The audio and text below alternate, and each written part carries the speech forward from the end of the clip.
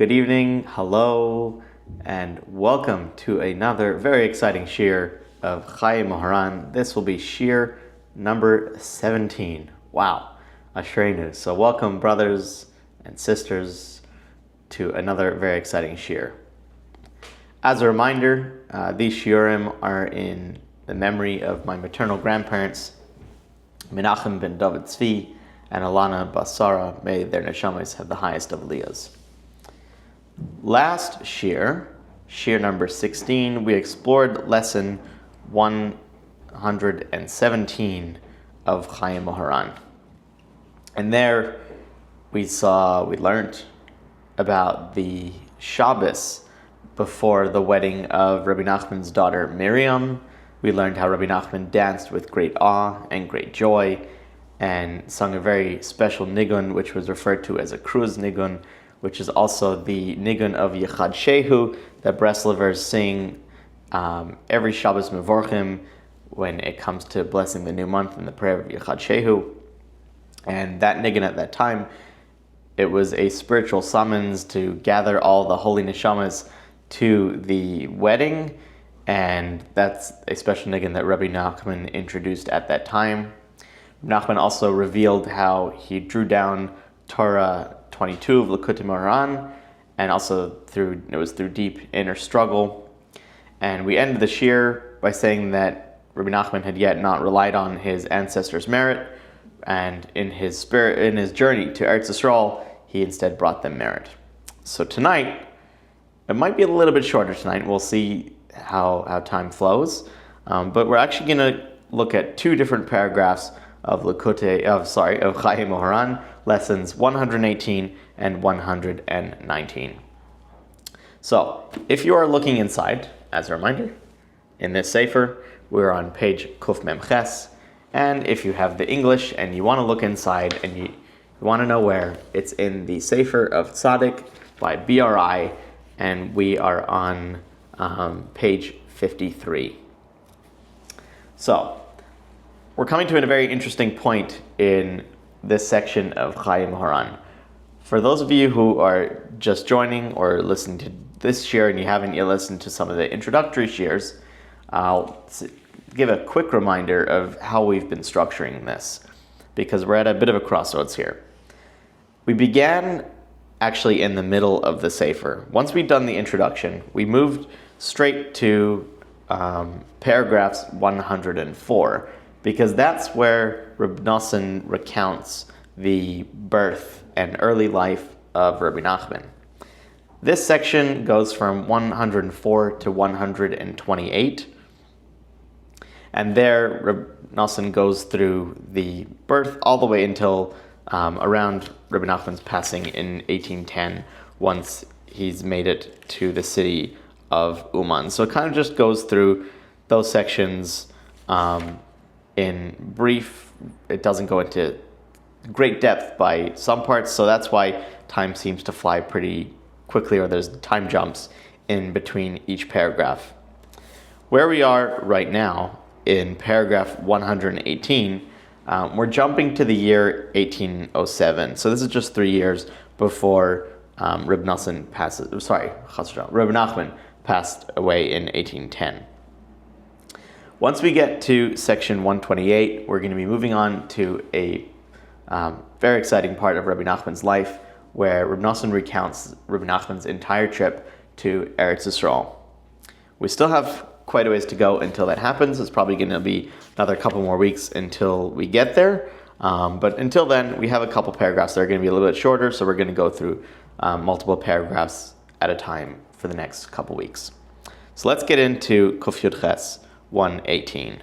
Writes Reb Nosson, Bishnas Tov Kuf Samach Zayin Nasa Lenavarich V'Ostra V'Zaslav V'Dovna. In the year 1807, Rabbi Nachman did a lot of traveling, and he went from Novarich to Ostrog to Zaslav and to Dubno, Ushar Kilos, and many other different communities.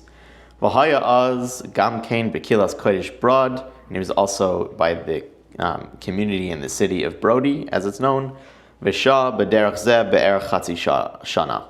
And there, Rabbi Nachman spent, and he took half a year spent in Brody. Now, something very interesting happens on these trips. In fact, so interesting that we actually don't even know what happened on these journeys. Ve'ein shum adam yodea ma asa b'nisiyasizu, and we don't know exactly what happened on those travels, writes Reb Nosson, exactly as I just said. Ki lo kibel sham mamon b'nisiyazu. Often Rabbi Nachman would receive money from his followers in a way of compensation, as a small livelihood, as being the Rebbe. But here on these trips, Rabbi Nachman received no money from any of his followers. Gam b'roiv hamakomes shahayasham lo yadu mimenu klal. And what else? On many of these trips, we actually don't know anything of what happened here. Befrat b'brod, especially in the city of Brody, we are unaware of the goings-on that took place on that trip. Shenichnas l'sham levade behelim gadol, and Rabbi Nachman went on this trip in great concealment. He went there without anyone really knowing, and what happened there is very unclear. Uvenisiyasa zu niftara ishta b'Zaslav. And on this trip, once Rabbi Nachman had reached Zaslav, his wife Sasha unfortunately had passed away. Shahaisa sham etzel ha-doctor, and she was by the doctor that was there. It's somewhat known that Rabbi Nachman went on that trip to try and get treatment for his wife, and there she passed away by the sides of the doctors. It's unclear exactly what Rabbi Nachman's wife passed of, but it's most people say that it was from tuberculosis, which we'll see shortly at the end of this paragraph. This is something that Rabbi Nachman himself contracts. So a little bit about the hiddenness and holiness of a trip like this.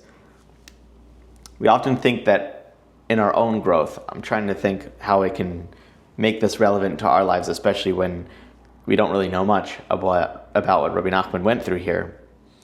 But in our own lives and in our own stages of spiritual, physical, and mental growth, the growth period in which we are changing, in which we are adapting and becoming more of our true selves, or tapping in to some of our own essence and truths, that often goes very unnoticed.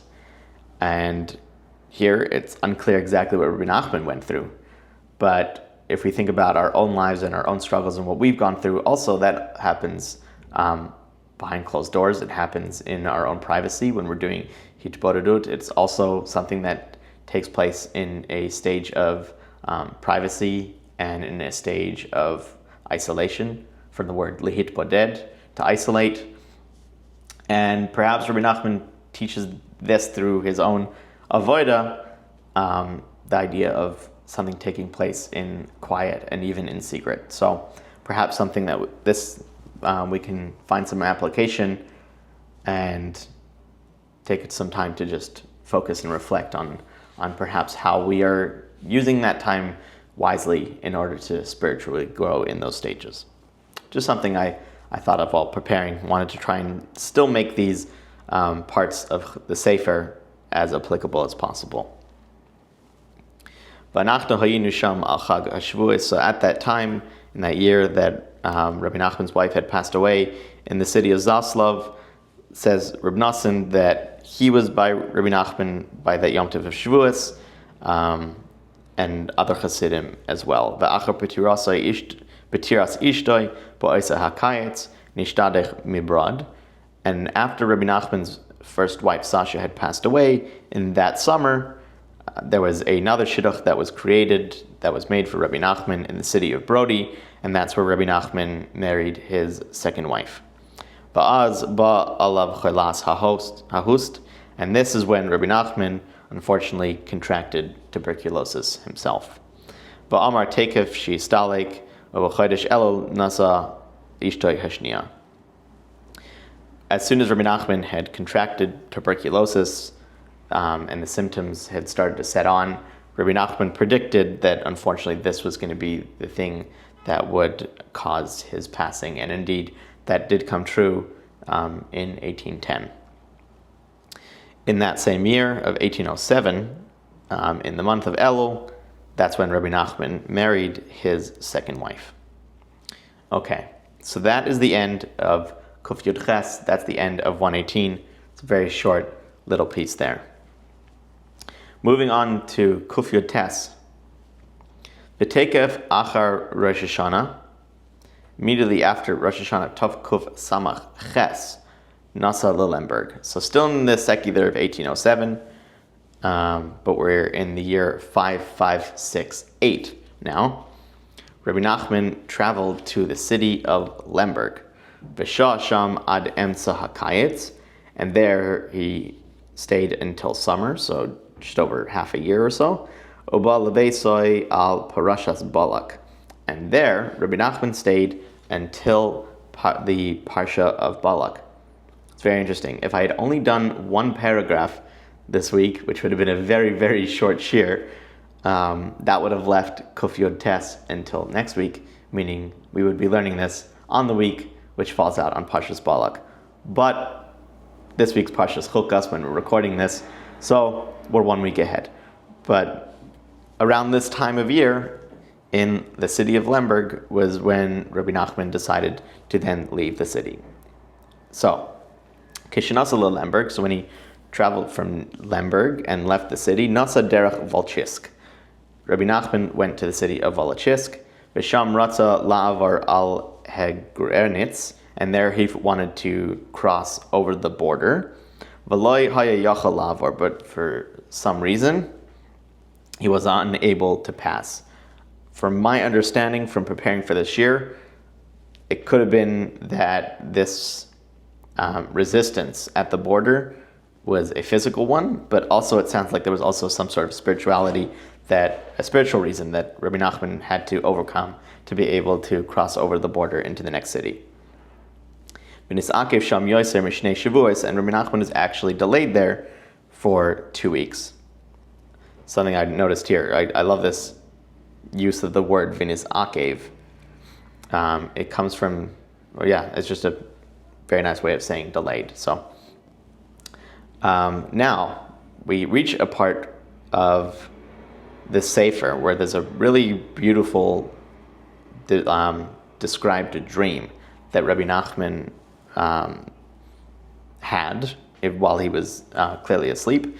And I'm actually going to read this in the English just so it makes complete sense of what is going on here. Okay. So, one night, Rabbi Nachman had a dream. And in that dream, there were large numbers of soldiers of the Russian Tsar. And they were standing there. And opposite them were large numbers of soldiers of the Austro-Hungarian Empire.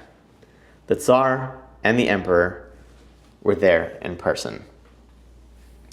Rabbi Nachman asked one of the officials to permit him to cross. He replied, "You? I certainly won't allow you to permit him to cross into this country." And it would appear that he told him he was afraid that the Rebbe would throw the country into a state of complete confusion. The Rebbe then went and asked the emperor personally, and the emperor replied, "I am not afraid. I give him permission to cross over there." So, very interesting that this is what Rabbi Nachman dreamed about in his state of sleep and rest. So what happened after he had woken up? So, V'heikitz b'boiker, Rabbi Nachman woke up that morning, clearly after the 2-week period. V'siper lahaish shahaya imai, and Rabbi Nachman had an attendant, he had someone with him, and he told him exactly what had happened. And he said, so his attendant, the man who was with him, said, "Ani yodea shahayoim evor hagrenitz kikach cholam li." He said to him that I know that today we are going to cross the border. Why? Because this is what I dreamt, and this is what Rabbi Nachman said to the attendant. So, what happened? V'chein haya. This is exactly what took place. 2 weeks later, they were able to cross over the border. Sha'avar oisa hayam agrenitz, and that's exactly what happened.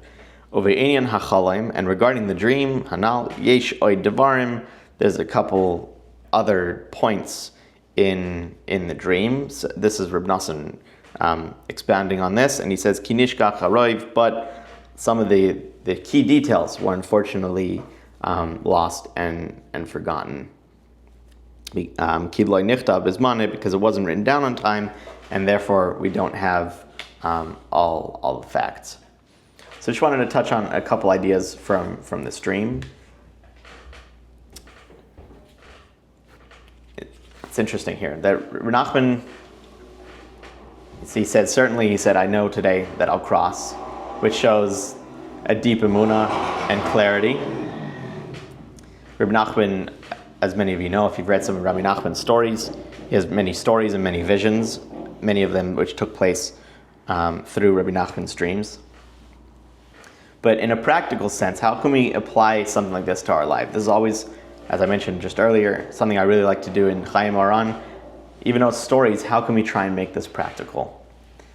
And relating back to the idea of spiritual growth, we all face borders in our own inner lives. There's doubts. We have emotional blocks. Sometimes there's societal limits that are put on our lives, and that makes it difficult to be able to get to where we need to go. So something to think about is like, how do we personally overcome these struggles that we're facing? And I think sometimes we need to learn to stop arguing with those guards, whatever that is, whether that's spiritual or societal or emotional. And instead, as Chassidus would say, to stop appealing with fear or with logic, but use our Ratzain enabled to grow. So the foundation, we can discuss a little bit of Ratzain. And Ratzain in Chassidus is, in direct translation would be will or desire. And our Ratzain to come close to Hashem and to please Hashem with our good ways and our positive deeds should always be something that we're striving to be able to do. And I think although in general we may desire to do what Hashem wants us and would ask for us in this world, not all the time do we have equal desires. And sometimes we experience tremendous differences and distinctions in our Ratzain, and nevertheless, the guiding principle is constantly wanting to desire to come close to Hashem, to this yearning. On this topic, Rabbi Nosson actually says that it's impossible to truly describe in writing the greatness that Jews have for Ratzain and for yearning to be able to do the will of Hashem. And he explains that the entire reason that the neshama is compelled to descend from the upper worlds into this physical world and to be able to live a life on this earth is only because of the sake of Ratzain, only because of the sake of that desire to want to serve Hashem. And I think if we can really internalize this, only here can we merit to attain complete and perfect desire, if we can truly tap in and realize that this is part of our soul mission and our soul purpose. So, as I mentioned, this year was on the shorter side, but I want to leave you all with some things to perhaps ponder, to think about at the end of such a short shiur. And if you're watching on Instagram, if you're watching live, feel free to comment on some of these questions. If you're watching the recording on YouTube, Spotify, or on Instagram itself, you're watching the recording, feel free to pipe up and share your opinion on the following questions that I'm about to raise. So, firstly, what does it mean to do something purely for Hashem without attention, recognition, or gain? What do we feel about that? Can you think perhaps of a border, a limitation, a barrier that you're stuck behind right now, either emotionally, spiritually, or practically? You can think about that one. You don't necessarily have to comment on that one. It's definitely something more internal to think about. Here's another one. When life shifts drastically, like chas v'shalom, if there's a loss or an illness, how can we stay connected to movement rather than being stuck in a state of paralysis? And another one that I'll leave you with today. Have you ever had a moment where your inner clarity told you today is the day? Have you ever had that burst of inspiration that's told you we're going to accomplish this goal that we've wanted to accomplish for the longest time. So there's some things to think about. Thank you to all who have joined live, to all of you who are listening to the recording on all of our platforms. It's truly an honor, and I love going on this journey with you all. So on that note, thank you for tuning in, and wishing you a fantastic week. All the best, everybody.